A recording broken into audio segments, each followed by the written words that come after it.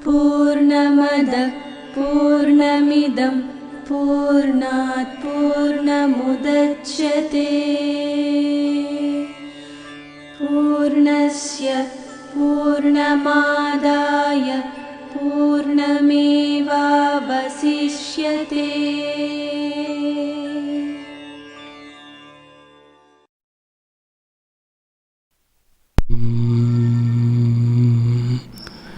व्यासाय विष्णुरूपाय व्यासरूपाय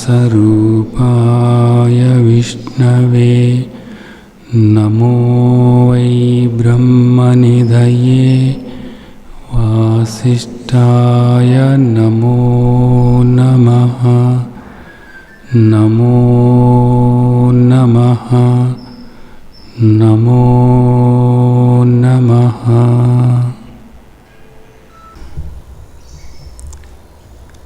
శ్రీమద్భగవద్గీత 13వ అధ్యాయం క్షేత్రజ్ఞ విభాగ యోగం మాట్లాడుకుంటున్నాము. మనకి క్షేత్రజ్ఞుడు అంటే ఎవరు, క్షేత్రజ్ఞుడు ఎట్టివాడు, క్షేత్రజ్ఞుడు ఎలా ఉంటాడు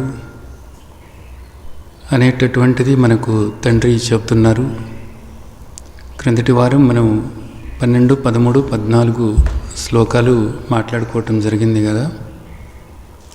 క్షేత్రజ్ఞుడు అంటే పరమాత్మ లేదా ఆత్మ. ఈ 3 పదాలు కూడా ఒకటే అనేటటువంటిది మనం అర్థం చేసుకున్నాము. అలాగే ఈరోజు ఇంకా క్షేత్రజ్ఞుడి గురించి మనకు ఎంతో అద్భుతమైనటువంటి బోధ మన తండ్రి మనకు అందిస్తున్నారు.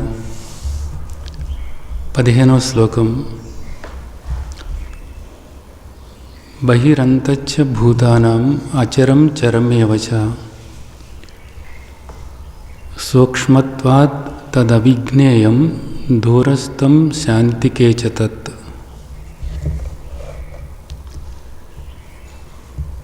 పరమాత్మ లేదా క్షేత్రజ్ఞుడు లేదా ఆత్మ ఎలా ఉంటుంది అనేటటువంటిది, లేదా ఎలా ఉంటాడు అనేటటువంటిది. ఆత్మ అన్నప్పుడు మనం ఉంటుంది అని వాడుతున్నాము. అలాగే క్షేత్రజ్ఞుడు లేదా పరమాత్మ అన్నప్పుడు ఉంటాడు అనేది వాడుతున్నాము. సరే, ఏది వాడినప్పటికీ కూడా ఇబ్బంది ఏం లేదు, ఒక్కటే కాబట్టి, ఉన్నది ఒక్కటే కాబట్టి. బహిరంతచ్చ భూతానం, బయట లోపల కూడా ఉన్నది పరమాత్మే అని చెప్తున్నారు. బయట లోపల కూడా అన్నమాట. ఇది చాలా ముఖ్యమైనటువంటి విషయం. అందరూ కూడా పరమాత్మ స్వరూపమే అనేటటువంటిది చెప్తూ ఉంటారు. అందరిలోనూ కూడా పరమాత్మ కొలువై ఉన్నారు అనేది చెప్తూ ఉంటారు. అలాగే మనం కొన్నిటిని తీసుకుని పరమాత్మ స్వరూపంగా భావన చేసి, భగవంతుని స్వరూపంగా భావన చేసి పూజ కూడా చేస్తూ ఉంటాం. అంటే పరమాత్మను మనం పరిమితంగా భావన చేయటం అనేది జరుగుతుంది. అలాగే మనం ఇక్కడ చూసినట్లయితే ఇదం శరీరం కౌంతేయ క్షేత్రమిత్యవిధీయతే, ఇది క్షేత్రము అని ఎవరైతే తెలుసుకున్నారో వాళ్ళు క్షేత్రజ్ఞుడు అని మనకు తండ్రి అధ్యాయం మొదట్లో చెప్పారు. ఇది క్షేత్రము, ఇది దేహము, ఇది మారేది అని తెలుసుకుంటున్నటువంటి నేను క్షేత్రజ్ఞుణ్ణి, అన్ని క్షేత్రాల్లో ఉన్నటువంటి క్షేత్రజ్ఞుడను నేనే అని మనకు పరమాత్మ చెబుతున్నారు. అంటే ఇప్పుడు ఇది క్షేత్రము, ఇది మారేటటువంటిది, వికారాలు చెందేటటువంటిది, ఇది దృశ్యము, ఈ దృశ్యానికి నేను ద్రష్టను అని తెలుసుకుంటున్నటువంటి నేను చైతన్య స్వరూపాన్ని ఉన్నాను, ద్రష్టనై ఉన్నాను. నేను ఆత్మనై ఉన్నాను. అయితే ఆత్మగా నేను దేహానికి పరిమితమై ఉన్నానా, లేదా పని పరమాత్మ అనుకున్నప్పటికీ కూడా అహమాత్మ గుడాకేశ సర్వభూతాశయ స్థిత అంటున్నారు కదా. అందరిలోనూ ఉన్నటువంటి ఆత్మ నేనే అన్నారు కదా పరమాత్మ. కాబట్టి పరమాత్మ ఈ దేహానికి పరిమితమై ఉన్నారా, లేదా ఆత్మ ఈ దేహానికి పరిమితమై ఉందా? క్షేత్రజ్ఞుడు అనేవాడు ఈ దేహానికి పరిమితమై ఉన్నాడా అంటే అలా కాదు. లోపలే కాదు, బయట కూడా అంతా కూడా వ్యాపించి ఉన్నారు అనేటటువంటిది ఇక్కడ మనకు చెప్తున్నారన్నమాట. అంతా కూడా బయట లోపల కూడా అంతా కూడా వ్యాపించి ఉండటం అన్నది మనకి ఇక్కడ తండ్రి చెప్తున్నారు. అయితే ఇక్కడ ఒకటి మనం అర్థం చేసుకోవాలి. ఏం అర్థం చేసుకోవాలి అంటే పరమాత్మ బయట లోపల కూడా ఉన్నారు. ఇప్పుడు పరమాత్మను మనం ఏ విధంగా తెలుసుకోవాలి? ఇప్పుడు మనం కిందటి వారం మనం పరమాత్మ గురించి ఏమని చెప్పుకున్నామంటే నిరాకారము అనేది చెప్పుకున్నాము. నిరాకారము, సర్వవ్యాపకము అనేటటువంటిది మనకు 7వ అధ్యాయం దగ్గర నుంచి తండ్రి చెప్తున్నారు. మత్త పరితరం నాణ్యత్ కించిదస్తి ధనంజయ మై సర్వమిదం ప్రోతం సూత్రేమణి గణాయవ. అంతా కూడా వ్యాపించి ఉన్నాను అనేటటువంటిది తండ్రి చెప్తున్నారు. సర్వవ్యాపకమై ఉన్నారు. లోపల బయట కూడా అంతా కూడా పరమాత్మే ఉన్నది. పరమాత్మే, పరమాత్మ కాక మరీది కూడా లేనేలేదు అనేటటువంటిది మనం అర్థం చేసుకున్నాం. ఇక్కడ మరి అంతటా ఉన్నటువంటి పరమాత్మను ఎక్కడ తెలుసుకోవాలి అన్నప్పుడు ఇక్కడ మనం ఒక సాధనగా ఒక అర్థం చేసుకోవాల్సినటువంటి విషయాన్ని మాట్లాడుకుందాం. బయట ఇదంతా కూడా వ్యాపించి ఉన్నారు అంటే సర్వము కూడా బయట లోపల కూడాను. బయట ఎక్కడ కూడా తెలుసుకోవటానికి నీకు ఏం సాధ్యం కాదు. మరి ఎక్కడ తెలుసుకోవాలి? ఈ దేహంలోనే తెలుసుకోవాలి. ఈ దేహంలో కూడా ఎలా తెలుసుకోవాలి పరమాత్మను? ఎలా ఉన్నారు పరమాత్మ? ఎలా ఉన్నారు అంటే ఇది క్షేత్రము అని ఎవరైతే తెలుసుకుంటున్నారో ఇది వికారాలు చెందుతుంది అని ఆ వికారాలకు సాక్షిగా ఎవరైతే ఉన్నారో ఆ సాక్షి పరమాత్మ. ఈ మారేదానికి, ఈ దృశ్యానికి ద్రష్టగా ఎవరైతే ఉన్నారో ఆ ద్రష్ట పరమాత్మ. ఆ ద్రష్టే ఆత్మ. ఆ ద్రష్టే నేను. ఆ ద్రష్టే చైతన్యం అనబడుతుంది. కాబట్టి ఇక్కడ మనం అర్థం చేసుకోవాల్సిందేంటి? పరమాత్మను మనం తెలుసుకోవాలి అని అనుకున్నప్పుడు ఈ దేహంలోనే ద్రష్టగా ఉన్నారు అన్నప్పుడు, అంటే దృశ్యాన్ని వేరు చేసి, ఈ దేహము మనస్సు కూడా దృశ్యమే, దీన్ని వేరుగా చేసి దీన్ని గమనించుకుంటూ ఉన్నట్లయితే ఆ గమనిక లేదా ఆ ద్రష్టగా ఉండటము అనేటటువంటిది ఏదైతే ఉందో అది పరమాత్మ లేదా ఆత్మ. ఈ విధంగా నువ్వు చేసినట్లయితే నిన్ను నువ్వు తెలుసుకున్నట్లవుతుంది, పరమాత్మ గురించి తెలుసుకున్నట్లవుతుంది. అంతేకాకుండా వేరు కాదు, ఏకమే అనేది కూడా నీకు తెలుస్తుంది. ఇది మనకు శాస్త్రాలన్నీ కూడా చెప్తున్నటువంటి విషయం అన్నమాట. అయితే ఇది కేవలము దేహానికి పరిమితమై ఉంది అనేటటువంటిది ఆలోచన చేయకూడదు. దేహం అనేటటువంటిది ఆ ఆత్మను, నేను ఆత్మస్వరూపం అనేటటువంటిది తెలుసుకోవటానికి వీలయ్యేటటువంటి ఒక వస్తువు ఇదంతే. ఇప్పుడు మీకు నేను ఒక ఉదాహరణ చెప్తాను కదా. కరెంట్ అనేటటువంటిది అంతటా ఉంది, ఇక్కడ ఆ వైర్లన్నిట్లోనూ ఉంది.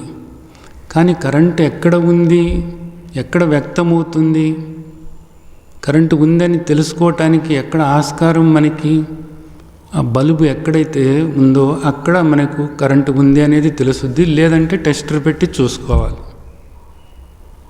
టెస్టర్ పెట్టి చూసుకున్నట్లయితే మనకు తెలుస్తుంది కరెంటు ఉందా లేదా అనేది తెలుస్తుంది.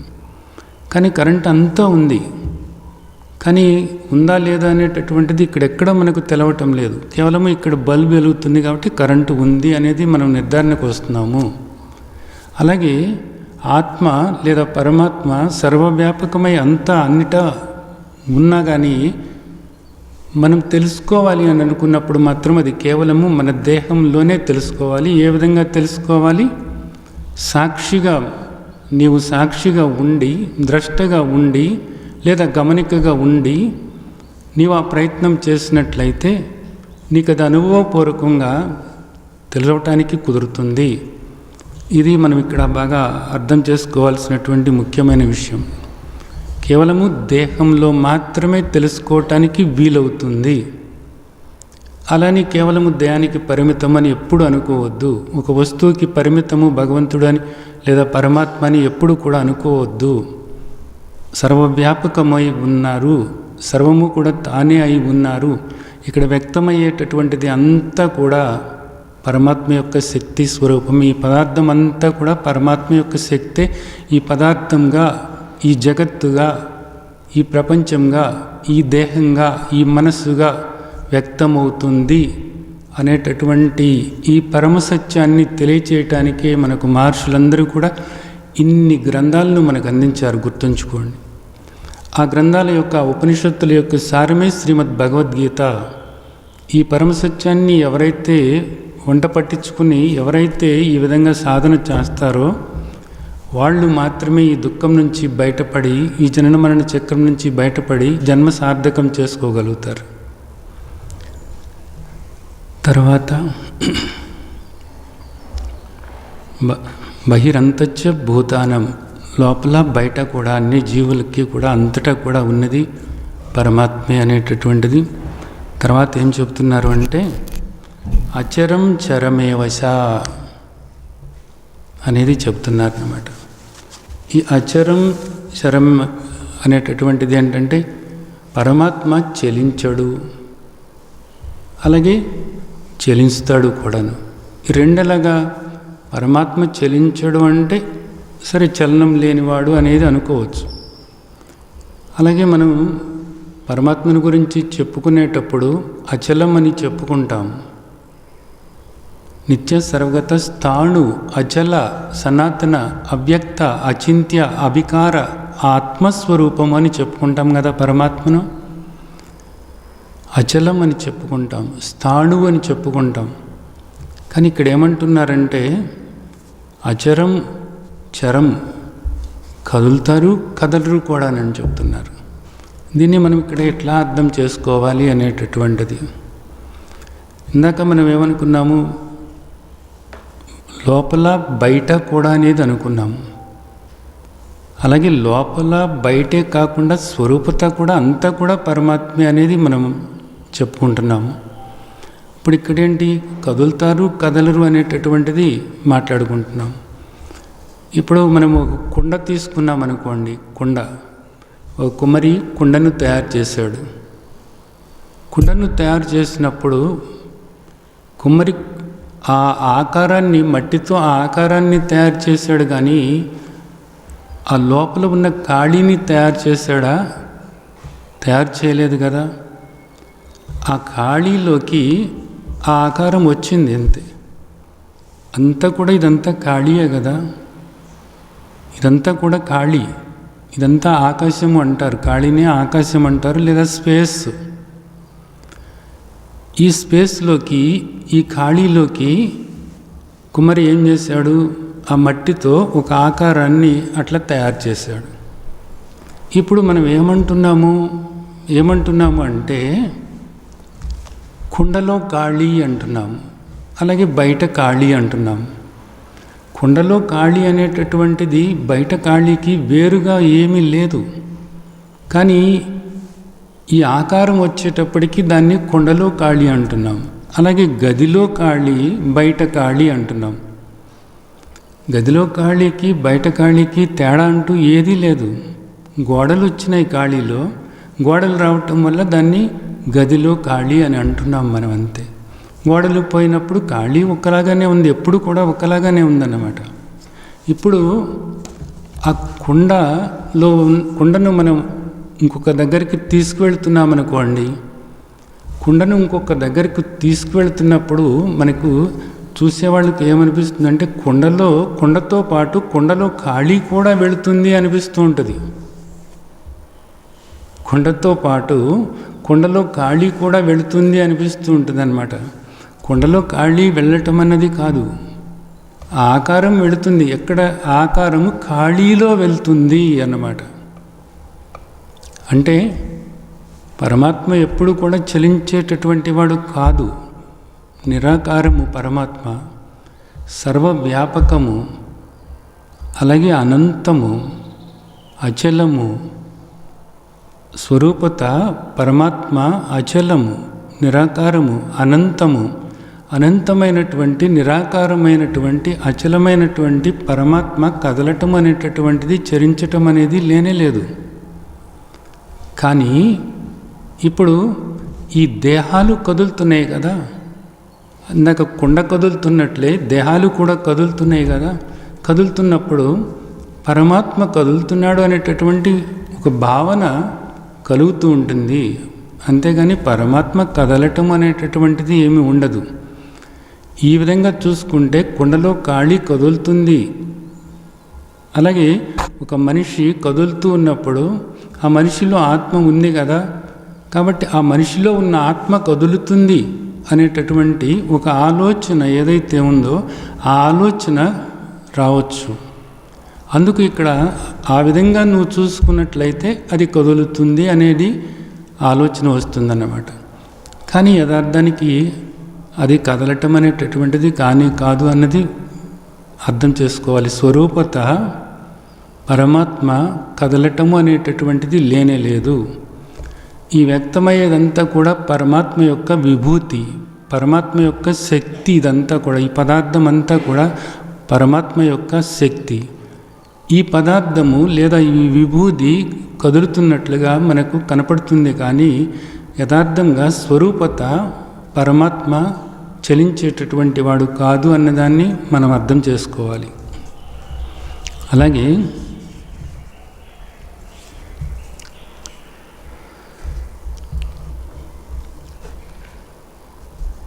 దూరస్థం శాంతికేచతత్ అన్నారన్నమాట.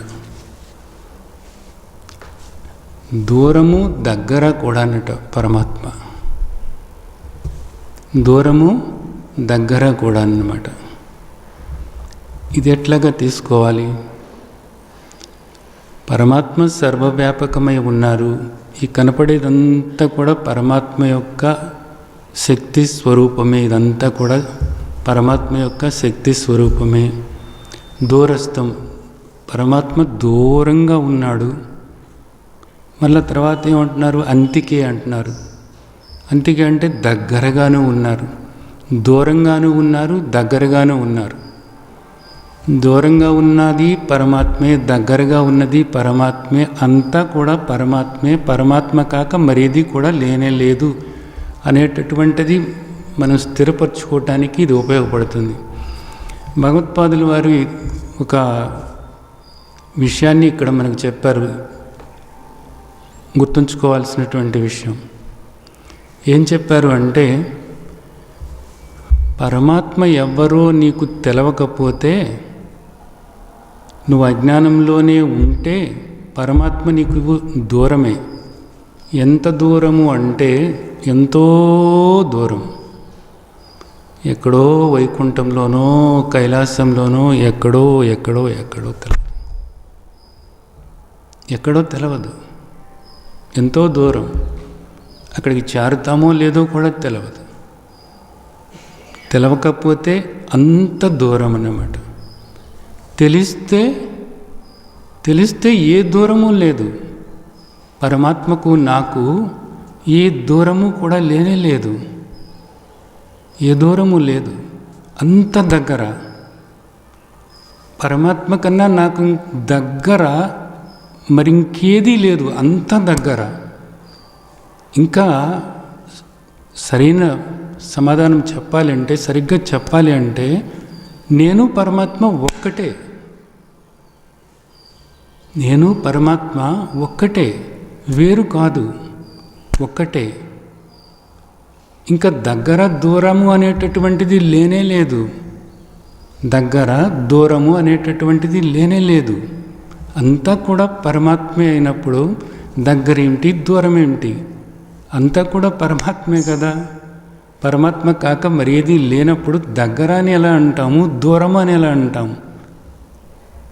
కానీ ఈ పదాలు ఎందుకు వస్తున్నాయి, ఎందుకు ఇక్కడ మనకు తండ్రి చెప్తున్నారు అంటే, నీవు ఇంకా అజ్ఞానంతో ఉన్నావా, లేకపోతే సత్యమేదో తెలుసుకుని సత్యదృష్టితో ఉన్నావా అనేది నిన్ను నువ్వు తెలుసుకోవటానికి, నువ్వు ఎక్కడ ఉన్నావో నువ్వు తెలుసుకోవటం కోసం. ఇంకా భగవంతుడు ఎక్కడో ఉన్నాడని ఇలా పైకి చూసుకుంటూ ఉన్నావా, లేకపోతే నీ ఇష్టదైవం ఉన్నటువంటి గుళ్ళన్నీ కూడా చూసుకుంటూ భగవంతుడు నాకు ఇప్పుడు 200 కిలోమీటర్ల దూరంలో ఉన్నారు, లేదా 600 కిలోమీటర్ల దూరంలో ఉన్నారు, లేకపోతే ఒక 2 కిలోమీటర్ల దూరంలో ఉన్నారు అని ఇలాగ లెక్కలేసుకుంటూ ఉన్నావా? లేదా అమ్మో ఎంతో దూరం వైకుంఠమో కైలాసమో అని ఇంకా ఆ లెక్కల్లోనే ఉన్నావా? అవన్నీ కూడా మొదట అలాగే మొదలుపెట్టాం, ఎక్కడో ఉన్నాడనే మొదలుపెట్టాం. ఇంకా నువ్వు అక్కడే ఉన్నావా, లేకపోతే అక్కడి నుంచి నువ్వు ముందుకు వచ్చి యథార్థమైనటువంటి భగవంతుని నువ్వు తెలుసుకున్నావా లేదా? తెలుసుకోపోతే ఇప్పుడైనా నువ్వు అర్థం చేసుకో. భగవంతుడి కన్నా నీకు దగ్గర వాళ్ళు ఎవ్వరూ లేరు. భగవంతుడు ఎక్కడో లేడు, ఈ దేహంలోనే ఉన్నాడు. ఈశ్వర సర్వభూతానాం హృదయసార్జున తిష్టతి సర్వస్య సాహం హృదయ సన్నివిష్టో, అందరి హృదయాల్లోనూ కూడా కొలువై ఉన్నాను అంటున్నారు. అలాగే అహమాత్మ గుడాకేశ సర్వభూతాశే స్థిత అంటున్నారు తండ్రి. ఈ హృదయంలోనే ఉన్నారు. ఎలా ఉన్నారు? ద్రష్టగా ఉన్నారు, సాక్షిగా ఉన్నారు. అలాగే ఆయనకు నీకు తేడా లేదు అనేటటువంటిది కూడా నువ్వు తెలుసుకోవటానికి అవకాశం నీ దేహంలోనే నువ్వు ఏర్పరచుకోవాలి. అలాగా అప్పుడు నీకు పరమాత్మకు తేడా ఏమీ లేదు అనేటటువంటిది గ్రహించినప్పుడు పరమాత్మ దూరము కాదు, పరమాత్మ దగ్గర కాదు ఇక నీకు. ఇది మనం ఇక్కడ అర్థం చేసుకోవాలి. అయితే ఇక్కడ ఏమవుతుంది, ఇది మనం తెలుసుకోవటం కష్టమవుతుందన్నమాట. పరమాత్మ అంతటా ఉన్నారు, అన్నిటా ఉన్నారు, దూరంగానూ ఉన్నారు, దగ్గరగానూ ఉన్నారు, అసలు దేహంలోనే ఉన్నారు, అసలు నేను అనేటటువంటి స్ఫురణ రూపంలోనే ఉన్నారు, ఆత్మగానే ఉన్నారు అన్నప్పుడు మరి తెలవటం లేదు పరమాత్మ. ఎందుకు తెలవటం లేదు పరమాత్మ? ఈ శ్లోకంలో ఏం చెప్తున్నారు? సూక్ష్మత్వాత్ తదవిజ్ఞేయం. ఇదిగో ఇందుకని తెలవటం లేదు నీకు. నిజానికి అందరికీ కూడా భగవంతుడు అంటే ప్రేమ ఉంది, భగవంతుని చూడాలనే ఆశ కూడా ఉంది, ఆయన అనుగ్రహం పొందాలనే ఆశ ఉంది, ఆయన చూడాలి, దర్శించుకోవాలనే ఆశ ఉంది. దర్శనాల కోసమే కదా ఎక్కడికెక్కడికో వెళ్ళి తిరిగి నానా బాధలు పడి వేప్రసలు కోర్చి అంత దూరం వెళ్ళాం, ఇంత దూరం వెళ్ళాం, దర్శనం అయ్యింది అవలేదు, ఒక్కోసారి నానా బాధలు పడ్డాం, ఎవరినో పట్టుకున్నాం, కాస్త వాళ్ళు మాకు దర్శనం చేయించారు, అప్పుడు కూడా తోసేశారు, సరిగ్గా చూడలేకపోయాం, ఇలాగ మాట్లాడుకుంటూ ఉంటాం కదా. దర్శనం కావాలనేదే కదా. కాకపోతే సత్యమేదో తెలవకపోవటం వల్ల అలాగా అక్కడ అలాగా ఇలాగ తిరుగుతూ ఉన్నారు. అయితే యథార్థమైనటువంటి భగవంతుణ్ణి, యథార్థమైనటువంటి పరమాత్మను, నీ దేహంలోనే కొలువై ఉన్నటువంటి పరమాత్మను నీవెందుకు తెలుసుకోలేకపోతున్నావు? అలాగే సర్వవ్యాపకమైనటువంటి పరమాత్మను ఎందుకు తెలుసుకోలేకపోతున్నావు? ప్రహ్లాదుడు చెప్తాడు కదా, ఇందుగలడు అందులేడను సందేహం వలదు, ఎందెందు వెతికి చూసిన అందందే కలడు. ఆ వెతికి చూడటం అన్నది నువ్వు చేయటం లేదు. వెతికి చూడటం అన్న మాట మాట్లాడారు అక్కడ. ఆ వెతికి చూడటము అనేటటువంటిది, వెతికి చూడటం అన్నది నువ్వు చేయటం లేదు. కాబట్టి వెతికి చూడటం అంటే దాని అర్థం ఏంటంటే పరమాత్మ యొక్క యథార్థమైనటువంటి స్వరూపాన్ని నువ్వు తెలుసుకోవటం లేదు. అది తెలుసుకున్నప్పుడు ఆయన నీకు దూరంగానూ లేడు, దగ్గరగానూ లేడు, నీ దేహంలోనే నేను అనేటటువంటి స్ఫురణతోనే ఆత్మగానే ఉన్నారు అనేది నీకు అర్థమైనప్పుడు అప్పుడు నువ్వు ఆయన్ని అనుభవపూర్వకంగా తెలుసుకోగలుగుతావు. అదే అంతర్ముఖం అవ్వండి, అంతర్ముఖం అవ్వండి అని చెప్తూ ఉంటారు. ఆ అంతర్ముఖం అయినప్పుడే యథార్థమైనటువంటి పరమాత్మ యొక్క స్వరూపాన్ని అనుభవపూర్వకంగా, ఊరికే ఊహించుకోవటం కాదు, అనుభవపూర్వకంగా నువ్వు తెలుసుకోగలుగుతావు. కొంతమంది ఊహించుకుంటూ ఉంటారు రకరకాలుగా అన్నమాట. ఏదో కనపడింది, జ్యోతోటి కనపడింది, అలాగే వెళ్ళింది, ఇలాగే వచ్చింది, మేము ధ్యానంలో కూర్చున్నాము, అలాగే కనపడ్డారు, ఇలాంటి ఆకారంతో కనపడ్డారు, అక్కడికెక్కడికో నేను వెళ్ళిపోయాను, అక్కడ చాలామంది కనపడ్డారు, ఆ మధ్యలో ఆయన అలాగ జ్యోతిలాగా వెలుగుతున్నారు. ఇవేవి కూడా కాదు, ఇవేవి కూడా కాదు. ఈ దేహంలో ద్రష్టగా ఉన్నారు అనేటటువంటిది, నేను ద్రష్టగా ఉన్నాను అనేటటువంటిది ఈ అధ్యాయంలోనే చెప్తున్నారు తండ్రి.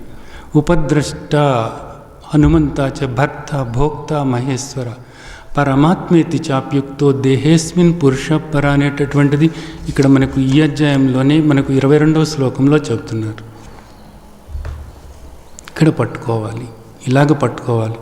అయితే ఎందుకు పట్టుకోలేకపోతున్నాము అన్నప్పుడు ఇక్కడ సమాధానం ఏమిటి? సూక్ష్మత్వాత్ తదవిజ్ఞేయం. పరమాత్మ సూక్ష్మాతి సూక్ష్మమైనటువంటి వాడు, ఆత్మ సూక్ష్మాతి సూక్ష్మమైనటువంటిది.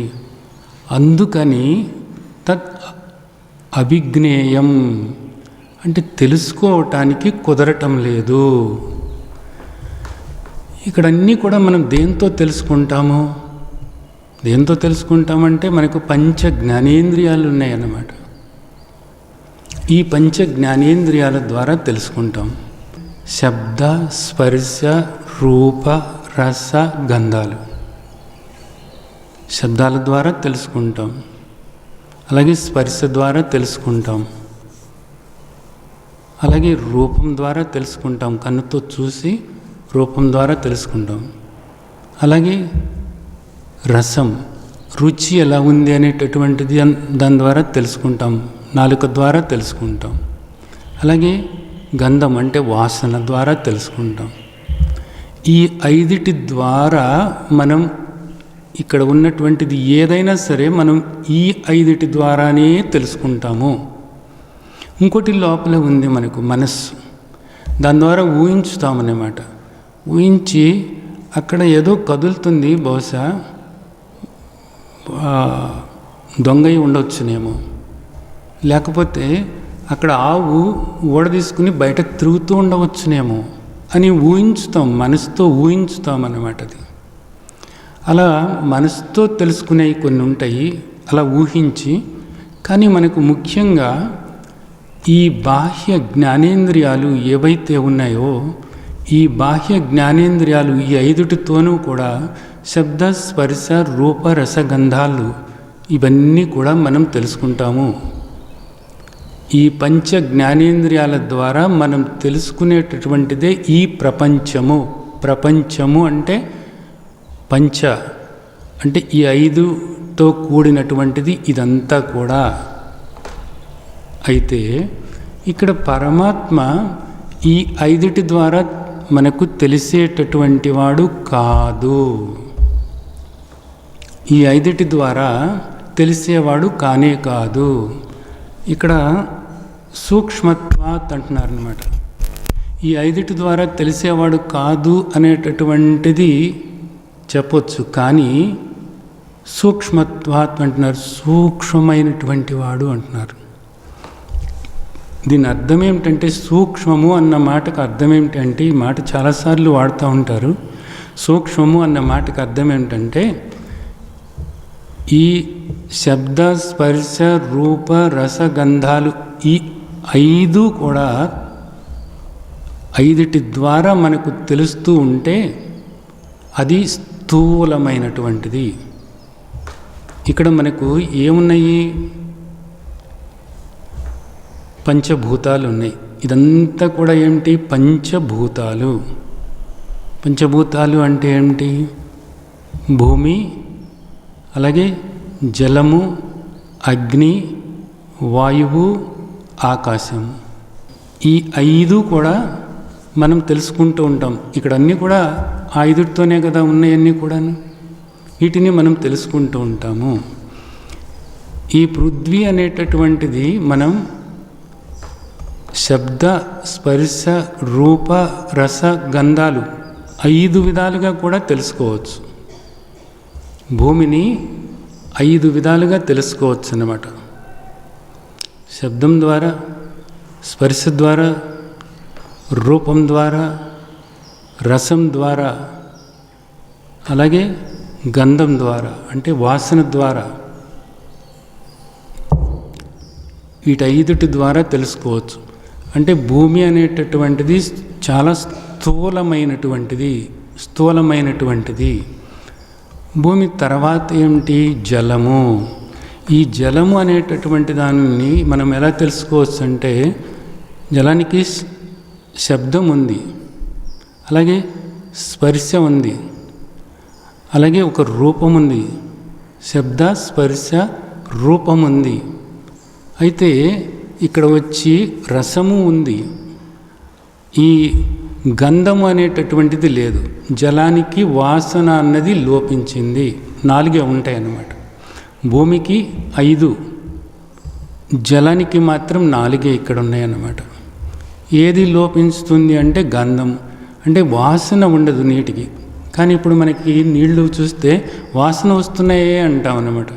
ఏదో కలిస్తే అప్పుడు నీళ్ళకి వాసన వస్తుంది, కానీ యథార్థంగా నీటికి వాసన అనేటటువంటిది ఉండదు, గుర్తుంచుకోండి. అలాగే తర్వాత చూసినట్లయితే అగ్నికి ఏంటంటే శబ్ద, స్పర్శ, రూపాలు 3 ఉన్నాయి. అయితే రసము ఉండదు, గంధము ఉండదు అన్నమాట. అగ్నికి వాసన అనేది లేదు, అలాగే రుచి అనేది కూడా లేనే లేదు. అర్థమవుతుందా? అంటే భూమి కన్నా సూక్ష్మమైనటువంటిది ఏది? ఇప్పుడు జలము. జలానికన్నా సూక్ష్మమైనటువంటిది ఏది? అగ్ని. తర్వాత ఏమిటి? వాయువు. ఈ వాయువు దగ్గరకు వచ్చేటప్పటికి ఇక్కడ ఏమవుతుందంటే శబ్దం ఉంటుంది వాయువుకి, అలాగే స్పర్శ ఉంటుంది. ఇక్కడ మనం చూసినట్లయితే భూమి కన్నా కూడా జలం కన్నా అగ్ని కన్నా వాయువు, ఇవన్నీ కూడా సూక్ష్మమైనటువంటివి అన్నమాట. ఇప్పుడు వాయువు కన్నా కూడా ఆకాశం అనేటటువంటిది చాలా సూక్ష్మమైనటువంటిది. ఆకాశానికి ఒకే ఒక్క లక్షణం ఉంది. ఏమిటి లక్షణం అంటే శబ్దము. ఆకాశానికి శబ్దం ఏమిటి అంటే, ఆకాశం అంటే ఖాళీ ఉండటం వల్లనే ఇదిగో ఈ శబ్దం మనం వినగలిగాం అన్నమాట. అంటే ఆకాశానికి ఈ ఒక్క లక్షణమే ఉందన్నమాట. అంటే స్థూలం నుంచి సూక్ష్మానికి ఇట్లా ఉన్నది. ఇవన్నీ కూడా ఈ పంచభూతాలు. ఇప్పుడు ఆత్మ అనేటటువంటిది ఏమిటంటే, ఈ శబ్దం కూడా దానికి లేదు. ఆత్మకు లేదా పరమాత్మకు శబ్దం కూడా లేదు. అంటే ఇప్పుడు చూడండి, పరమాత్మ శబ్ద, స్పర్శ, రూప, రస, గంధాలు లేనటువంటి వాడు. పరమాత్మ నిరాకారము, పరమాత్మ అనంతము, పరమాత్మ అచలము. అర్థమవుతుందా? పరమాత్మ అనంతము, అచలము, నిరాకారము, సర్వవ్యాపకము కూడాను. అలాంటి పరమాత్మను నువ్వు ఈ ఇంద్రియాల ద్వారా తెలుసుకోవాలని అనుకుంటున్నావు. నువ్వు ఈ ఇంద్రియాల ద్వారా తెలిసేటటువంటి వాడు కాడు పరమాత్మ. అవ్యక్తము, వీటికి తెలిసేవాడు కాదు. అలాగే నీ మనసుతో ఊహించేవాడు కాదు, అచింత్యము. అందుకని నువ్వు తెలుసుకోవటం లేదు. సూక్ష్మత్వాత్ తదభిజ్ఞేయం అనేటటువంటిది ఇక్కడ చెప్పారు. బాగుంది. అయితే తెలవటం లేదు అని చెప్పేసి మనం వదిలిపెట్టాల్సిన పనేమి లేదు. ఇవన్నీ తెలుసుకోవటం అనేది నిజానికి చాలా కష్టం రమ్మ. ఈ శబ్ద స్పర్శ రూపరసగంధాల ద్వారా ఇవన్నీ తెలుసుకోవటం అనేది చాలా కష్టం నిజానికి. ఒక్కొక్కసారి మనకి ఆ రుచి కూడా నాకు ఒక రకంగా ఉంది, నీకు ఒక రకంగా ఉంది అని ఆ రుచి కూడా రకరకాలుగా చెప్తూ ఉంటారు. ఒకళ్ళకి ఒక రుచిగా ఉంటుందంటారు, లేదు నాకు ఉప్పు సరిపోయిందంటాడు, ఒకళ్ళేమో ఉప్పు ఎక్కువైందంటారు, ఒకళ్ళు పర్వాలేదు అంటారు, ఒకళ్ళు కారం ఎక్కువైందంటారు, లేదు పులుపు ఎక్కువైందంటారు. ఏవి సమంగా ఉండవు, ఇవి మారుతూనే ఉంటాయి అన్నమాట. ఈ ఇంద్రియాలకు సంబంధమైనటువంటి విషయాలన్నీ కూడా మళ్ళీ మారుతూనే ఉంటాయి అన్నమాట. ఇవన్నీ కూడా నిజంగా తెలుసుకోవటం అనేది కూడా ఒక్కోసారి కష్టమే నిజానికి. కానీ గుర్తుంచుకోండి ఒకటి, పరమాత్మను తెలుసుకోవటం అనేటటువంటిది వీటన్నిటినీ తెలుసుకోవటం కన్నా కూడా ఇంకా ఎంతో తేలికైనటువంటిది, ఖచ్చితంగా తేలికైనటువంటిది అన్నమాట. చాలా తేలికైనటువంటిది. నీకు శ్రద్ధ ఉంటే చాలు. సీతారామాంజనేయ సంవాదం అనేటటువంటి ఒక గ్రంథం ఉందిరమ్మ. దానిలో సీతాదేవికి హనుమంతుడికి చెప్తూ ఉంటుంది అన్నమాట, ఆంజనేయ పరమాత్మను తెలుసుకోవటం అనేటటువంటిది ఎంత తేలిక అంటే, గులాబీ పువ్వుని తీసుకొచ్చి ఆ రేఖల్ని ఊడగొట్టడం అనేటటువంటిది ఎంత తేలికు అంటే, ఉప్పని ఊదితే రేఖలన్నీ కూడా ఊడిపోతాయి. నిజానికి గులాబీ బాగా పక్వానికి వచ్చినటువంటి గులాబీ పువ్వు అయితే అంత తేలిక ఆంజనేయ. ఎవరికి అంత తేలిక? ఎవరికైతే శ్రద్ధ ఉందో వాళ్లకు అంత తేలిక. శ్రద్ధావాన్ లభతే జ్ఞానం తత్పర సంయతేంద్రియ, మనకి భగవంతుడు శ్రీమద్ భగవద్గీతలో కూడా చెప్తున్నారు. ఆ శ్రద్ధ లేనివాడికి పరమాత్మను తెలుసుకోవటం అంటే ఎంత కష్టమో తెలుసా? ఇదిగో ఇక్కడ కొండ ఉంది చూడు, ఆ కొండను నీ చేతులతో పిండి చేయటం అనేటటువంటిది ఎంత కష్టమో అంత కష్టము అని చెప్పటం జరుగుతుందన్నమాట. శ్రద్ధ ఉంటే చాలు, పరమాత్మను తెలుసుకోవటం కన్నా తేలికైనటువంటిది ఇక్కడ ఈ లోకంలో మరేది కూడా లేదు అనేది మీకు స్పష్టంగా అనుభవపూర్వకంగా తెలుస్తుంది అన్నమాట. ఇది సత్యం, పరమ సత్యం అంతే. సూక్ష్మం అన్నది ఇప్పుడు మీకు అర్థమైంది కదా, అంత సూక్ష్మమైనటువంటి తెలిస్తే చాలన్నమాట. అలాగే ఇప్పుడు తెలవలేదనుకోండి, ఎంతో దూరం. తెలిసినప్పుడు అంతకన్నా దగ్గర ఏమీ లేదు. ఇప్పుడు మీరు ఎవరినైనా అడగండి ఒక మాట, ఆకాశం ఎంత దూరంలో ఉంది అని. ఆకాశం ఎంత దూరంలో ఉంది అంటే ఏం చేస్తారు అంటే, ఒకసారి పైకి చూస్తారు. పైకి చూసి అబ్బో చాలా దూరంలో ఉంది, ఎక్కడ ఆకాశం, ఎంత దూరంలో ఉంది కదా. ఆకాశం అంటే ఏది? అదిగో అక్కడ కనపడుతుందే, నీలం రంగులో కనపడుతుంది చూడు, అది ఆకాశం అంటారు అన్నమాట.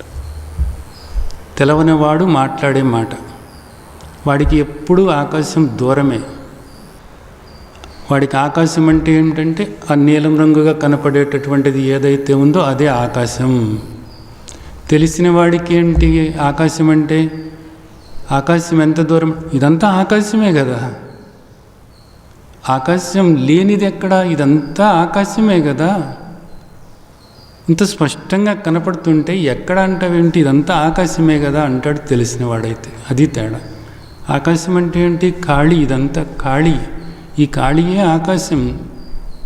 ఇంకా ఎంత దూరం అంటావేంటి, అది ఎలా ఉందంటావేంటి, ఇదిగో ఇలాగా ఉంది, నిరాకారంగా ఇలాగా సర్వవ్యాపకంగా ఉంది ఆకాశం అంటే అని చెప్తాడు తెలిసినవాడైతే. అంతే తేడా. తర్వాత శ్లోకం ఏంటి? అవిభక్తం చ భూతేషు విభక్తమివ చ స్థితం భూతభర్తృ చ తజ్ఞేయం గ్రసిష్ణు ప్రభవిష్ణు చ.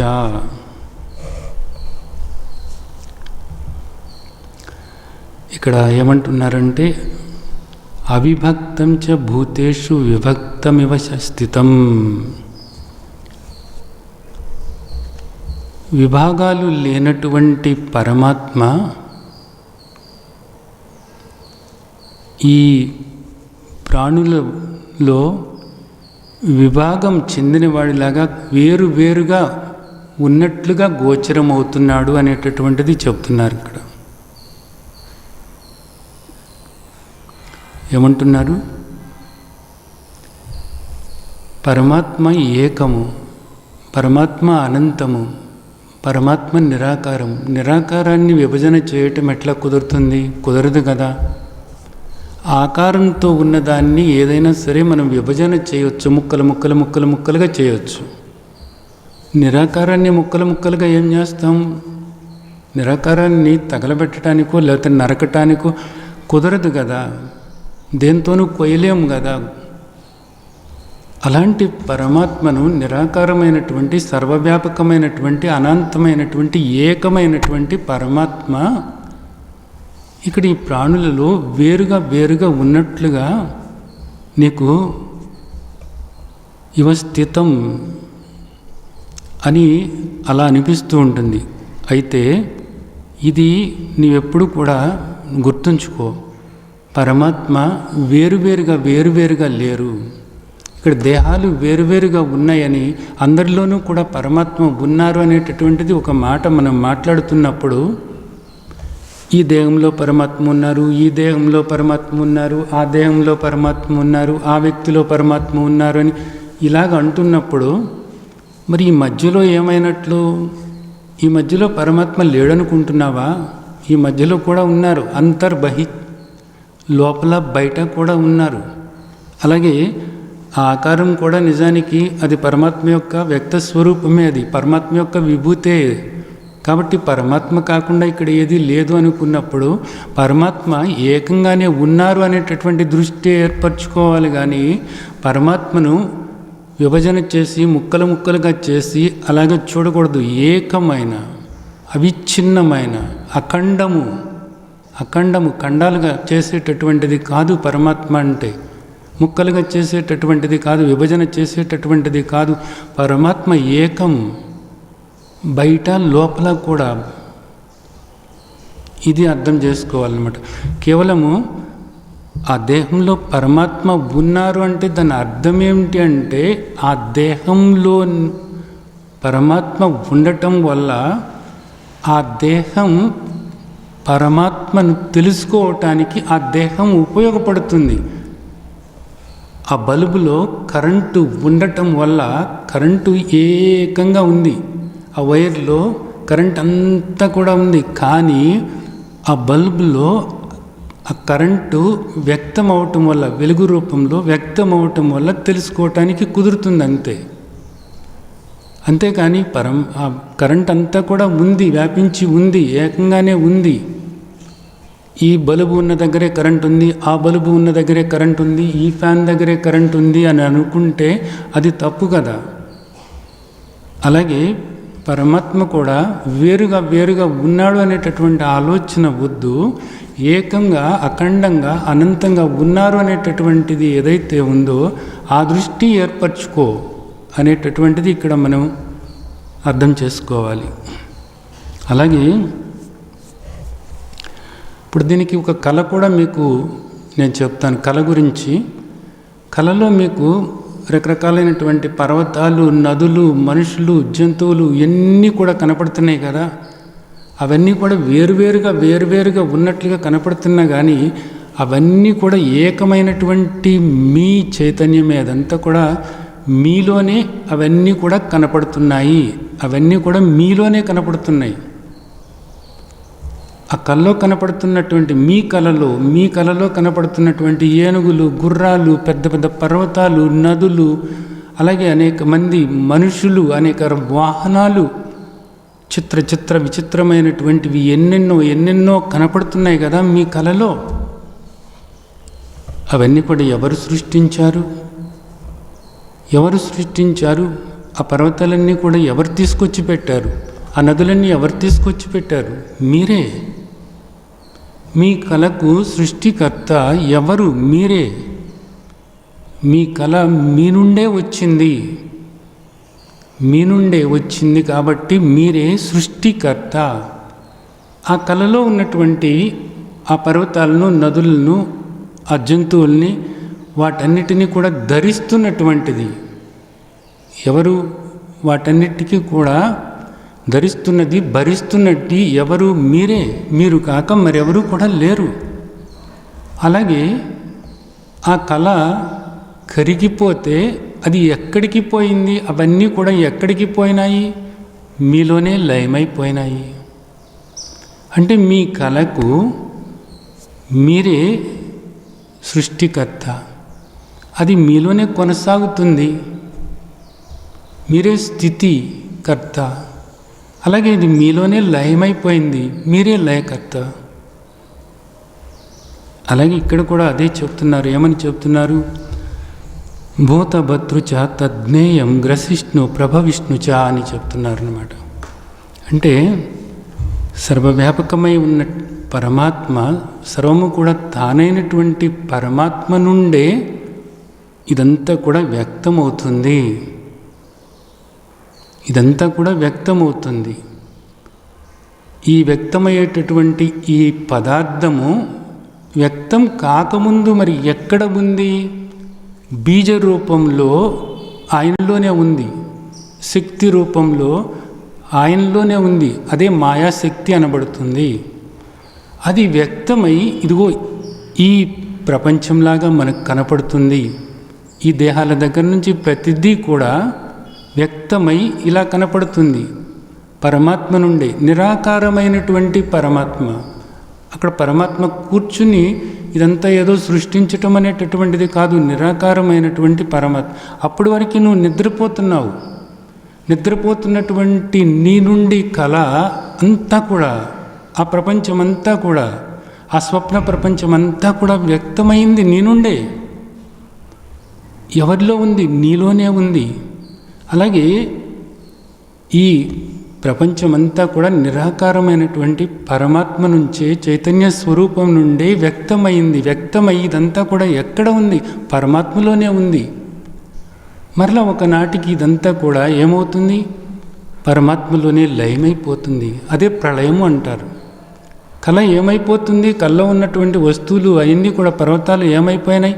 నీలోనే లయమైపోయినాయి. కళ నీలో కరిగిపోతే దాన్ని లయం అంటారు. అలాగే ఈ జగత్తంతా కూడా ఒకనాటికి పరమాత్మలో కలిసిపోతే, లయమైపోతే అది ప్రళయము అంటారు. అంతే. తర్వాత ఇక్కడ మనం కనిపించేది అనేకంగా కనపడుతున్నదంతా కూడా పరమాత్మ అనేటటువంటిది అర్థం చేసుకోండి. అనేకంగా కనపడుతున్నది ఆయన యొక్క విభూతి. వ్యక్తమయ్యేది ఆయన విభూతి. వ్యక్తం కాని పరమాత్మ యథార్థమైనటువంటి స్వరూపము, వ్యక్తం కాని స్వరూపము, నిరాకారము. తర్వాత శ్లోకం. జ్యోతిషామపి తజ్జ్యోతి తమస పరముచ్యతే జ్ఞానం జ్ఞేయం జ్ఞానగమ్యం హృది సర్వస్య విష్టితం. జ్యోతిషామపి తజ్జ్యోతి తమస పరముచ్యతే. ఇక్కడ మనం ఏదైనా చూడాలి అని అనుకుంటే మనకేం కావాలి? వెలుగు కావాలి. వెలుగు ద్వారానే మనం ఏదైనా కానీ తెలుసుకోగలుగుతాము. వెలుగు లేనప్పుడు మనం ఏది కూడా ఇక్కడ తెలుసుకోలేము కదా. కాబట్టి ఆ ప్రకాశము అనేటటువంటిది, అంటే ఈ వస్తువు మనకు తెలవాలి అంటే దీన్ని తెలియజేయటానికి కావలసినటువంటిది ఏది? ఈ వస్తువు మనకు తెలవాలి అంటే ఈ వస్తువుని మనకు తెలియజేయటానికి అవసరమైనటువంటిది ఏది? వెలుగు. ఇప్పుడు ఆ వెలుగు అనేటటువంటిది మనకు వేటి నుంచి వస్తుంది? సూర్యుడి నుంచి వస్తుంది, చంద్రుడి నుంచి వస్తుంది, నక్షత్రాల నుంచి వస్తుంది, దీపాల నుంచి వస్తుంది, విద్యుత్ నుంచి వస్తుందన్నమాట. వీటన్నిటి నుంచి కూడా వస్తున్నటువంటి వెలుగు ఏదైతే ఉందో ఆ వెలుగుని ఏమంటారు అంటే ప్రకాశము అంటారు అన్నమాట. సూర్యుడి నుంచి వచ్చేటటువంటిది సూర్యప్రకాశము అంటారు. అలాగే సూర్యుడు దీన్ని ప్రకాశింపచేస్తున్నాడు అంటారు. ప్రకాశింపచేస్తున్నాడు అంటే ఏంటి? ఆయన వెలుగు ద్వారా ఇది తెలుసుకోవటానికి వీలు కలిగిస్తున్నారు. ఇది మనకు తెలవటానికి, తెలుసుకోవటానికి, మనం తెలుసుకోవటానికి సూర్యుడు ఆ విధంగా ఆయన ప్రకాశం ద్వారా మనకు వీలు కలిగిస్తున్నారు. కాబట్టి సూర్యుడు ఇదంతా కూడా ప్రకాశింపచేస్తున్నాడు అంటారన్నమాట. సూర్యుడు ఈ జగత్తును ప్రకాశింపచేస్తున్నాడు. ప్రకాశింపచేయటం అంటే ఏంటి? తెలుసుకునేలాగా చేస్తున్నారు అన్నదన్నమాట. ఇందాక చెప్పుకున్నటువంటి ఆ వెలుగులన్నీ కూడా తెలుసుకునేటానికి, మనం తెలుసుకోవటానికి మనకు ఉపయోగపడుతున్నాయి. సరే, బాగానే ఉంది. ఇక్కడ ఇవన్నీ తెలుసుకుంటున్నాము. అలాగే సూర్యుడు ఒకడున్నాడు అనేటటువంటిది మనం దేని ద్వారా తెలుసుకుంటున్నాము? సూర్యుడు ఇదిగో ఈ వస్తువుల్ని ప్రకాశింపజేస్తున్నాడు. సూర్యుడు ఈ వస్తువుల్ని, ఈ దేహాన్ని ప్రకాశింపజేస్తున్నాడు. బాగుంది. సూర్యుడు ఉన్నాడు అని తెలుసుకునేది ఎవరు తెలుసుకుంటున్నారు? సూర్యుడిని ప్రకాశింపజేస్తున్నది. సూర్యుడిని తెలుసుకునేలాగా చేస్తున్న వాళ్ళు ఎవరు అంటున్నాను. సూర్యుడు ఆయన వెలుగు ద్వారా వీటిని ప్రకాశింపజేస్తున్నాడు. సూర్యుడిని ప్రకాశింపజేస్తున్నటువంటిది ఎవరు అంటే, సూర్యుడు ఉన్నాడు అని తెలుసుకుంటున్నది ఏది తెలుసుకుంటున్నది? ఇదిగో ఈ నేత్రం. ఈ కన్ను లేకపోతే తెలుసుకోలేను కదా నేను. సూర్యుడు ఉన్నాడు అని తెలుసుకోవటానికి ఈ నేత్రం ఉపయోగపడుతుంది. సూర్యుడిని ప్రకాశింపజేస్తున్నది. బాగానే ఉంది. ఈ నేత్రము ఉంది. ఈ నేత్రము ఇదిగో సూర్యుడిని చూస్తుంది అని తెలుసుకుంటున్నది ఏది? మనస్సు. అంటే మనస్సు వీటన్నిటినీ కూడా ప్రకాశింపజేస్తున్నది ఇక్కడ. అంటే వీటన్నిటినీ కూడా తెలుసుకునే విధంగా మనస్సు మనకు ఉపయోగపడుతుంది. మనస్సు వీటన్నిటినీ కూడా తెలుసుకుంటుంది. ఇవన్నీ తెలుసుకోవటము అంటే ప్రకాశింపచేయటము అంటే వీటన్నిటినీ కూడా ప్రకాశింపచేస్తున్నటువంటిది ఏది? మనసు. బాగానే ఉంది. మనసు అంటే ఏమిటి? ఆలోచనలు. ఆలోచనలు మనస్సు అంటున్నాం మనం. ఆలోచనలు వస్తున్నాయి అనేటటువంటిది ఒకడెవరో లోపల తెలుసుకుంటున్నాడు. ఈ తెలుసుకుంటున్నవాడెవరు అంటే, ఇందాక మనమేమనుకున్నాము? కేవలము ఈ బయట ఉన్నటువంటి జ్యోతులు ఏవైతే ఉన్నాయో, సూర్యుడి దగ్గర నుంచి విద్యుత్ వరకు వీటన్నిటినీ ప్రకాశింపచేస్తున్నాయి అనుకున్నాము. అలాగే మన నేత్రాలు వీటన్నిటినీ కూడా ప్రకాశింపచేస్తున్నాయి అనుకున్నాం. అలాగే మన మనస్సు వీటన్నిటినీ కూడా ప్రకాశింపజేస్తున్నది అనేది అనుకున్నాం. ఇప్పుడు మనస్సును ప్రకాశింపజేస్తున్నది ఎవరు? మనస్సు అనేది ఒకటి ఉంది అని తెలుసుకుంటున్నవాడు ఎవడు? ముఖ్యమైనటువంటి విషయం. మనస్సు అన్నది ఒకటి ఉంది. ఆలోచనలు అన్నవి ఉన్నాయి. మంచి ఆలోచన, చెడు ఆలోచన ఉంది, ఆలోచన లేదు. సుఖంగా ఉంది, దుఃఖంగా ఉంది, అలజడిగా ఉంది, అశాంతిగా ఉంది, బాధగా ఉంది, శాంతిగా ఉంది. తెలుసుకుంటున్నది ఎవరు? మనస్సును తెలుసుకుంటున్నది ఎవరు?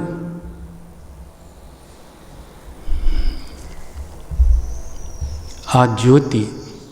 ఆ జ్యోతి ఏదైతే ఉందో ఆ జ్యోతిని ఏమంటున్నారంటే పరంజ్యోతి అంటున్నారు. ఈ జ్యోతులకు భిన్నమైనటువంటి జ్యోతి అది. ఈ జ్యోతులకు భిన్నమైనటువంటి జ్యోతి అన్నమాట. తమస పరముచ్యతే జ్యోతిషామపి తజ్జ్యోతి. ఈ జ్యోతులన్నిటినీ కూడా సూర్యుడి దగ్గర నుంచి, చంద్రుడి దగ్గర నుంచి, ఇదిగో విద్యుత్ దగ్గర నుంచి, ఈ ఇంద్రియాల దగ్గర నుంచి, మనస్సు దగ్గర నుంచి, వీటన్నిటి కూడా తెలుసుకుంటూ ఉన్నాయి. వీటన్నిటినీ తెలుసుకుంటున్నటువంటి, వీటన్నిటికీ కూడా అతీతమైనటువంటి, వీటన్నిటికన్నా కూడా భిన్నమైనటువంటి, తెలుసుకునేటటువంటి జ్యోతి. ఎవరు ఆ జ్యోతి? ఆ జ్యోతే పరమాత్మ. ఆ జ్యోతే ఆత్మ. ఆ జ్యోతే ద్రష్ట. ఆ జ్యోతే సాక్షి చైతన్యము. ఆ జ్యోతి యథార్థమైనటువంటి నీవు. ఆ జ్యోతి యథార్థమైనటువంటి నీవు. ఇది నిజానికి ఎలాంటిదంటే తమస పరముచ్యతే అంటున్నారు. ఇక్కడ ఇవన్నీ కూడా నిజానికి ఏంటంటే అన్నిటినీ ప్రకాశింపజేస్తాయి. సూర్యుడి దగ్గర నుంచి విద్యుత్ వరకు కూడా అన్నిటినీ ప్రకాశింపజేస్తాయి అన్నమాట. అంతే కదా. ఇక్కడ ఇవన్నీ మనం చూస్తున్నామంటే సూర్యుడి వల్లనో లేకపోతే ఇదిగో విద్యుత్ వల్లనో చూస్తున్నాం అన్నమాట. వీటన్నిటినీ చూస్తున్నాం అన్నమాట. అయితే ఇక్కడ ఒక ఆశ్చర్యమైనటువంటి విషయం ఏంటంటే ఇవేవి కూడా చీకటిని ప్రకాశింపచేయలేవు.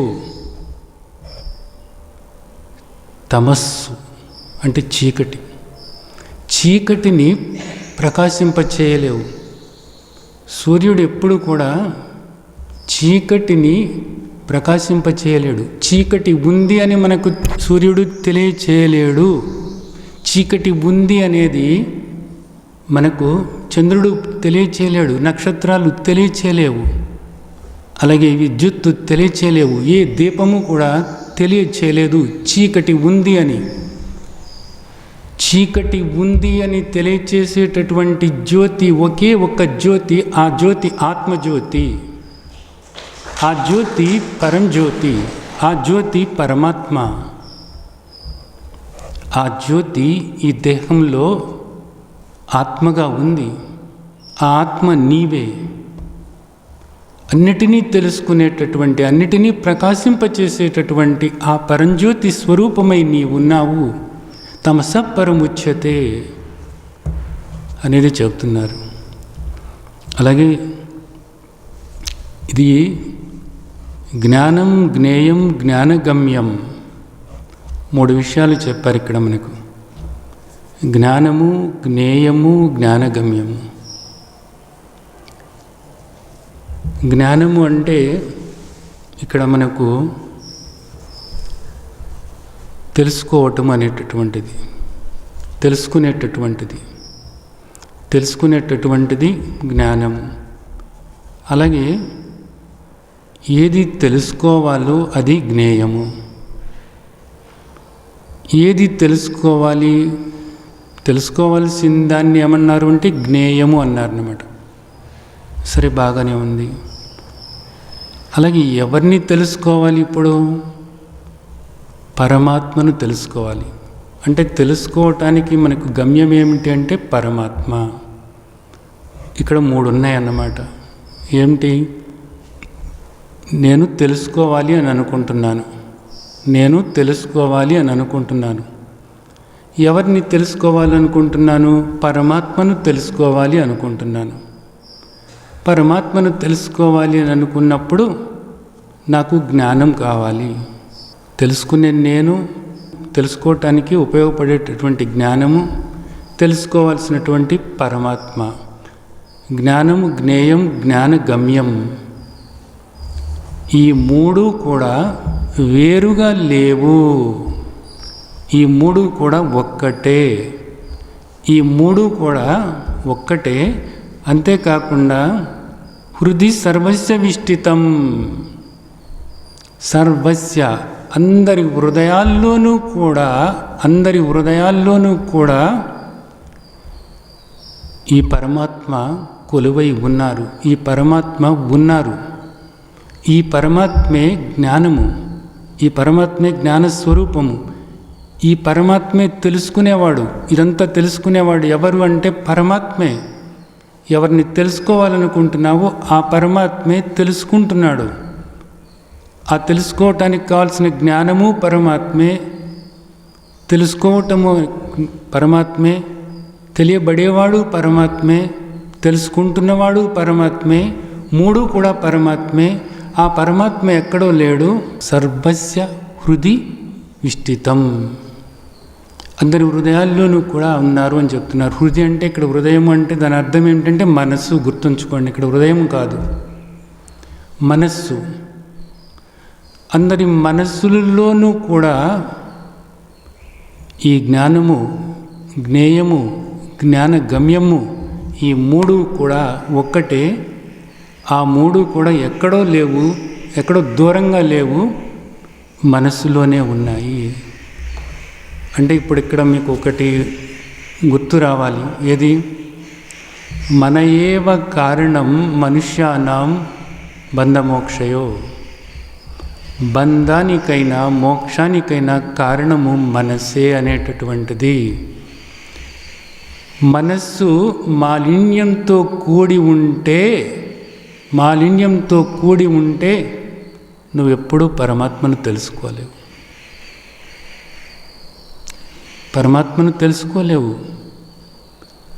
ఆ మాలిన్యం అనేటటువంటిది నువ్వు మనసులోంచి పోగొట్టుకుంటే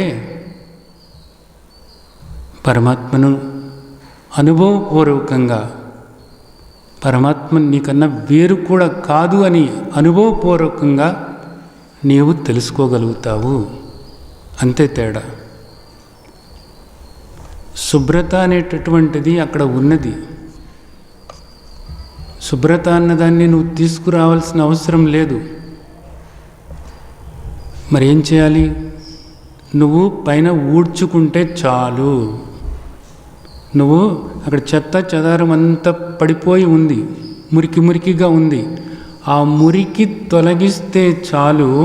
శుభ్రత అన్నది అక్కడే ఉంది. మురికి తొలగించటమే శుభ్రత. అందుకనే మనకు శ్రీమద్ భగవద్గీతలో ఈ అధ్యాయంలోనే సద్గుణాలు గురించి చెప్తూ, సద్గుణాలు ఏమన్నారు? జ్ఞానము అన్నారు అన్నమాట. జ్ఞానం అన్నది ఆత్మ కదా. అది జ్ఞానస్వరూపం అంటే ఆత్మ కదా. అంటే సద్గుణాలు కూడా ఆత్మే అన్నారు. దాని అర్థం ఏమిటి? సద్గుణాలని నువ్వు పెంచుకోవటం అంటే దుర్గుణాలను పోగొట్టుకోవటం. దుర్గుణాలని పోగొట్టుకున్నప్పుడు అక్కడ ఉన్నది ఆత్మే. శుభ్రంగా ఉండాలి అంటే ఏం చేయాలి? ఊడ్చుకోవాలి, తుడుచుకోవాలి. శుభ్రత తీసుకొచ్చేది కాదు.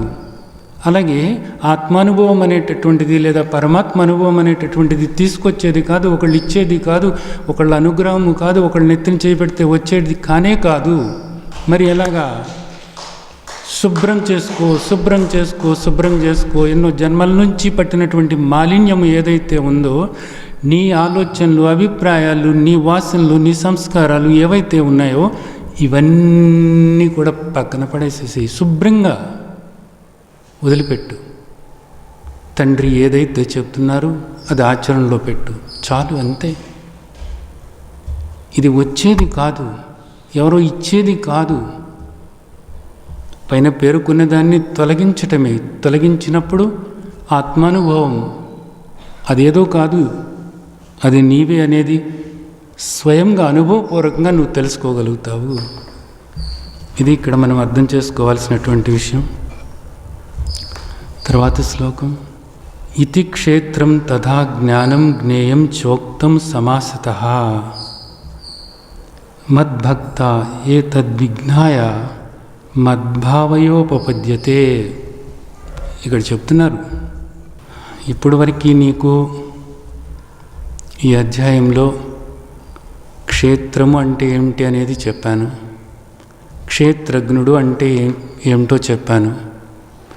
ఆ క్షేత్రజ్ఞుడిని తెలుసుకోవటానికి ఏ సద్గుణాలు కావాలో అదే జ్ఞానము అన్నారు. ఆ సద్గుణాల గురించి నేను నీకు చెప్పాను. అలాగే ఎవరిని తెలుసుకోవాలో, ఆయన ఎట్టివాడో, ఎలాంటివాడో, ఎక్కడ ఉన్నాడో అవన్నీ కూడా నీకు చెప్పాను. నేను క్షేత్రం గురించి చెప్పాను, క్షేత్రజ్ఞుడు అంటే ఏమిటి అని చెప్పాను, ఆ క్షేత్రం ఏ వికారాలు చెందుతుంది అనేటటువంటిది చెప్పాను, క్షేత్రజ్ఞుడు అంటే ఎట్టివాడు అనేటటువంటిది నీకు చెప్పాను.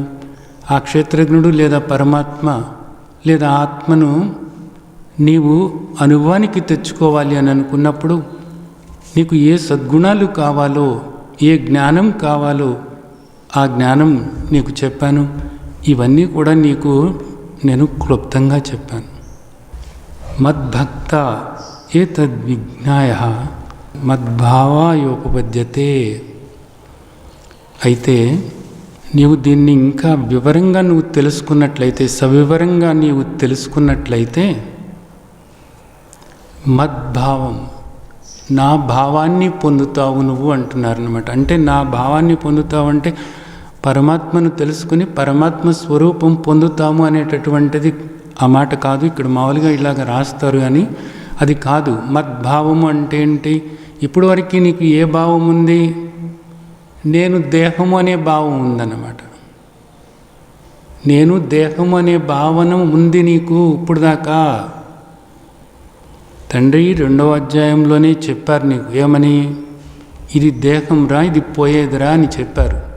అయినా వినిపించుకోకుండా నేను దేహమే దేహమే అనుకుంటూ దేహానికి సంబంధంగానే ప్రవర్తిస్తూ వస్తూ ఉన్నావు. చెప్పారు కదా, అంతవంత ఇమే దేహ నిత్యస్యోక్త శరీరణ అనాశినో అప్రమేయస్య తస్మాత్ యుజ్యస్వ భారత అని 2వ అధ్యాయంలోనే చెప్పారు కదా. ఇది అంతమైపోయేటటువంటిదిరా, నీవు నిత్యమైనటువంటి వాడివి, ఇది వచ్చిపోయేటటువంటివి ఈ దేహాలు, నువ్వు శాశ్వతమైనటువంటి వాడివి, నీవు నిత్య సర్వగత స్థాణు అచల సనాతన అవ్యక్త అచింత్య అవికార ఆత్మస్వరూపానివి, ఆనంద స్వరూపానివి, సచ్చిదానంద స్వరూపానివి అని చెప్పారు కదా. దాన్ని ఇంకా ఇంకా ఇంకా ఇన్ని రకాలుగా చెప్తున్నారు ఆయన. ఇప్పుడు కూడా ఏమంటున్నారు? నీవు ఇక్కడ చెప్పేటటువంటి ఈ క్షేత్రజ్ఞ విభాగ యోగంలో ఇప్పుడు దాకా చెప్పినటువంటి వాటిని ఇంకా నేను వివరంగా నీకు చెప్పబోతున్నాను.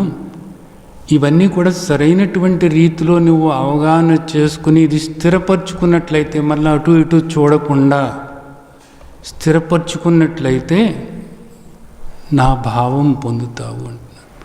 అంటే ఏంటి? మద్భావము. ఇప్పుడు దాకా ఏ భావంతో ఉన్నావు? నేను దేహము అనే భావంతో ఉన్నావు నీవు. మరికి ఇప్పుడు ఏమవుతావు? నువ్వు ఎలా మారుతావు? నేను ఆత్మస్వరూపాన్ని, అహమాత్మ, అహం బ్రహ్మాస్మి, అహమాత్మ, అహమాత్మ అనంతోహం, అహమాత్మ నిరాకారోహం, అహమాత్మ నిశ్చలోహం, అహమాత్మ నిరంజనోహం, అహమాత్మ శాశ్వతోహం, అహమాత్మ అమరోహం,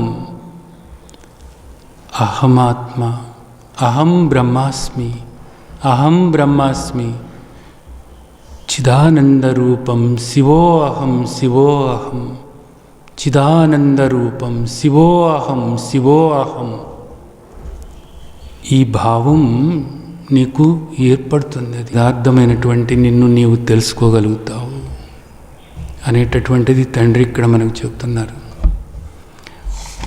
ముందు మనకి 15వ శ్లోకంలో ఏమన్నారంటే సూక్ష్మత్వాత్ తదవిజ్ఞేయం అన్నారు. సూక్ష్మమైనటువంటిది కాబట్టి, పరమాత్మ సూక్ష్మమైనటువంటి వాడు కాబట్టి, ఆత్మ సూక్ష్మమైనటువంటిది కాబట్టి తెలుసుకోవటం కష్టమవుతుంది అనేది మనకు 15వ శ్లోకంలో చెప్పి ఇక్కడ ఏమంటున్నారంటే మద్భక్త ఏతద్విజ్ఞాయ, నా భక్తుడు ఖచ్చితంగా దీన్ని తెలుసుకుంటాడు. భక్తి ఉండాలి ఇక్కడ. ఇది ఒక ముఖ్యమైనటువంటి విషయం అన్నమాట. ఎందుకంటే చాలామంది ఈ రోజున ధ్యానంలో కూర్చుంటే మమ్మల్ని మేము తెలుసుకుంటాము అంటున్నారు. ధ్యానం ద్వారా మమ్మల్ని మేము తెలుసుకుంటాము, మేముగా ఉంటాము అనేటటువంటివి కొన్ని మార్గాలు ఆ విధంగానే బోధ చేయటం జరుగుతుంది. కానీ ప్రామాణికమైనటువంటి మన మహర్షులు మనకిచ్చినటువంటి ప్రామాణికమైనటువంటి శాస్త్రాలు ఏవైతే ఉన్నాయో, శ్రీమద్ భగవద్గీత, భగవాన్ వాచ, భగవంతుడు చెప్పినటువంటి శ్రీమద్ భగవద్గీతలో మాత్రం ఏం చెప్తున్నారు?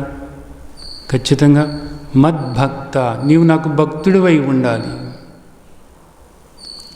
భక్తుడివై ఉండాలి అంటే ఏంటి? ఇక్కడ మత జీవితం. అది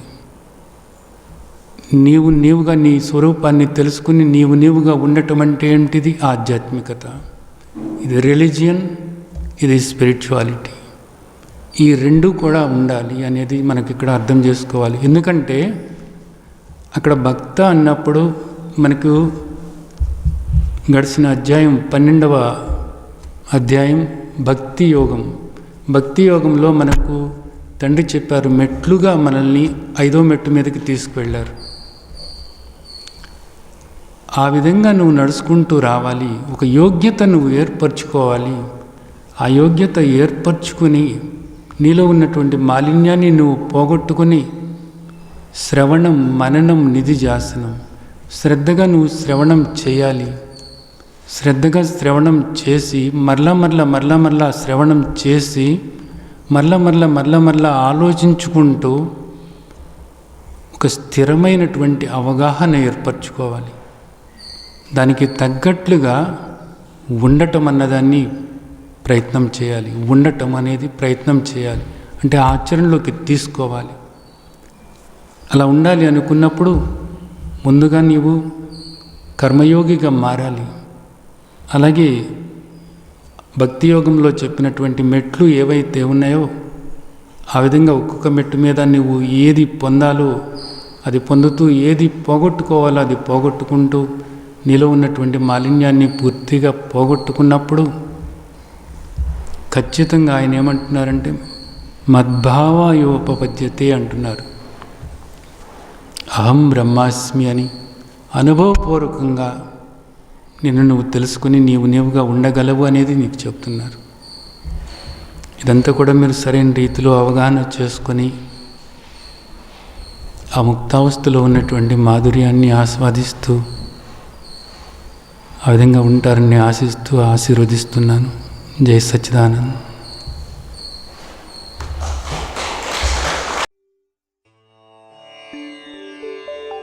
లోకా సమస్తా సుఖినో భవంతు. లోకా సమస్తా సుఖినో భవంతు. లోకా సమస్తా సుఖినో భవంతు.